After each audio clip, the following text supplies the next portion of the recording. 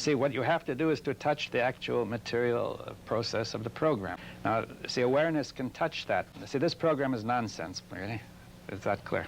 Some programs make sense, but this one doesn't. Now, generally, when you see nonsense in a simple affair, it loses its power over you. See, if you said, I thought I was going north, and I see I'm actually going south, and you say, I don't feel an impulse to keep on going north. Right? But you see, if you're angry and you can see that this thing is leading you into all sorts of nonsense, but you find you can't stop it because you haven't got to the bottom of it. Now, if you can really see this thing at work, to see it is actually originating from memory, producing that feeling, then it becomes plain that it's nonsense, that there's no point to just keeping this machinery going. And in a sense, that program then is erased. Or it's made null and void, right? Now, you see, it requires that you keep on giving it attention. You see, there's no guarantee that it won't happen again, but when you understand what's involved, you see, you can go into it each time, and when you've seen the basic point. Now, the problem for me, I guess, is that I can understand that in terms of dealing with individuals, with people who come within your own sphere so that you can touch and interact with them. This is a very important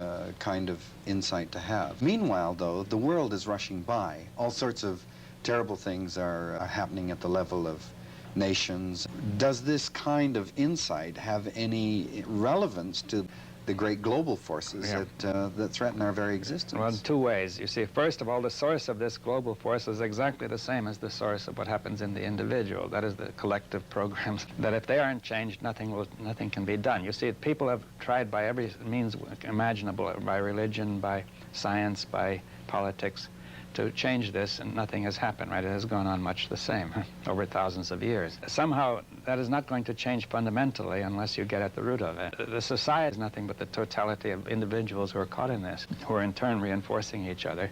So we first of all have to understand what the problem is, because we may be just following a false hope by hoping that we're going to straighten it out in some other way. I mean, it may produce a momentary improvement, but it cannot really get rid of it. It's how that we cannot directly affect that thing. It's like, almost like Niagara Falls, right? It's going on its own way. If we had, see, each person who understands this in some way has removed himself from it, he's not adding to it. I think that if we could get a considerable number of people who are doing this, who are able to do this, they would be able to really think together. See, ordinarily people can't think together. Each one has his own opinion, which is based on his own conditioning.